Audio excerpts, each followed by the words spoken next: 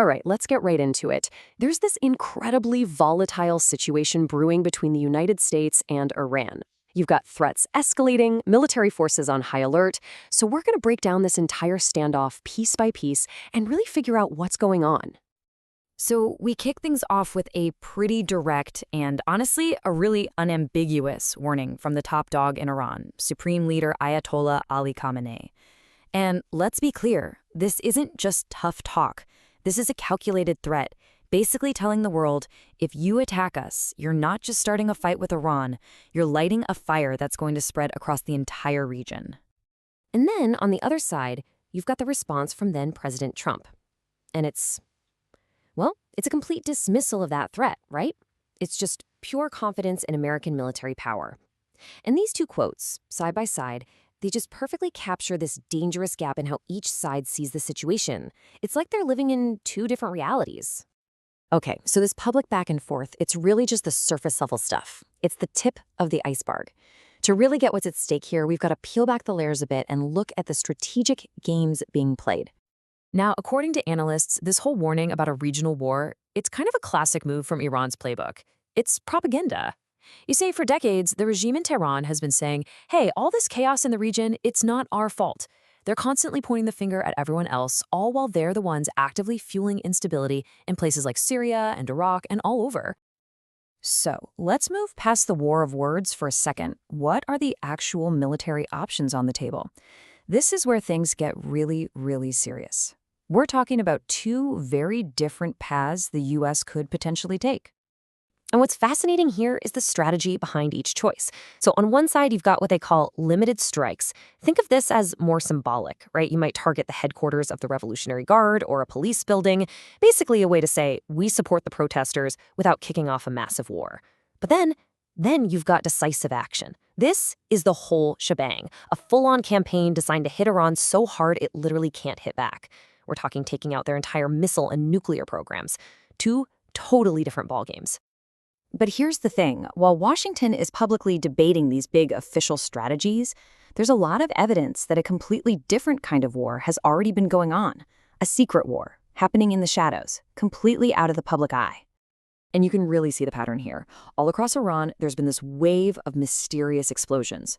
But these are not random accidents. Oh no, they are surgically precise hits. They're targeting the homes of military officials, IRGC commanders, even the fuel for their ballistic missiles and the centrifuges for their nuclear program. And the number one suspect behind all this? Yeah, it's widely believed to be Israel's Mossad. And the impact of this shadow war, it's not just about the physical damage. It's psychological. The feeling inside Iran, among the leadership, is that they've lost control of the intelligence game. And that has reportedly created this intense paranoia. Officials don't know who to trust anymore. It's creating chaos from the inside out. So you've got all this pressure from the outside, but it's being amplified by a huge crisis happening inside Iran's own borders. The regime is facing this massive, unprecedented pushback from its own people. And the scale of the regime's crackdown, it's just staggering. I want you to really let this number sink in. According to some reports that analysts are citing, the regime's security forces may have killed as many as 30,000 unarmed protesters. It's an almost unbelievable number. And that kind of brutal repression, as you can imagine, is just creating a powder keg of anger all across the country. And get this, the regime isn't even hiding what it's doing. They publicly announced these executions. It's not just about punishment, no. It's a terror tactic. It's designed to send a crystal clear message to anyone thinking about protesting, showing them what will happen. And it's also a message to Washington, basically saying, you can pressure us all you want, we're not changing. And of course, looming over all of this, the big one, the issue that really kicked this whole thing into high gear in the first place, Iran's nuclear ambitions. So let's take a quick look at where things stand with the nuclear program. Now, it's true that previous attacks did disrupt their ability to enrich new uranium. That was a success. But, and this is a big but, they still have a significant stockpile of material that's already been enriched. At the same time, you've got satellite images showing new construction at their nuclear sites. And most importantly, the regime's goal, their intent to get a weapon, that seems to be completely unchanged. And this really gets to the heart of the matter, the why. For the leaders in Tehran, giving up their nuclear program it's not going to happen. It's not on the table. They looked at what happened to leaders like Gaddafi in Libya after he gave up his weapons program, and they see that as a giant warning sign. For them, a nuclear weapon isn't just a weapon. It's the ultimate insurance policy for their own survival. Okay, so you've got the tough talk, the secret explosions, the massive protests, and this never-ending nuclear standoff. With all of that in play, what are the final red flags we should be looking for?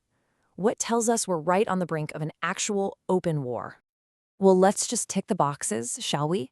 Military buildups? Check. Both U.S. and Iranian forces are on high alert. Escalating rhetoric? Oh yeah, it's reached a fever pitch. Top-level coordination between the U.S. and Israel? That's already happened. Iran looking for allies like Russia?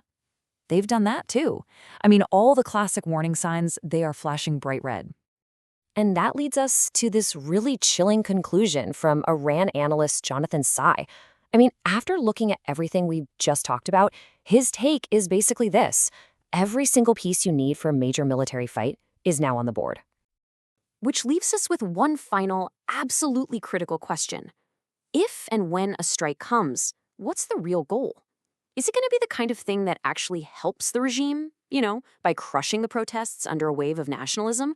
Or will it be designed to do the opposite, to actually encourage those same protesters and maybe, just maybe, be the final push that leads to the regime's collapse? The answer to that question? Well, that could determine the future of the entire Middle East.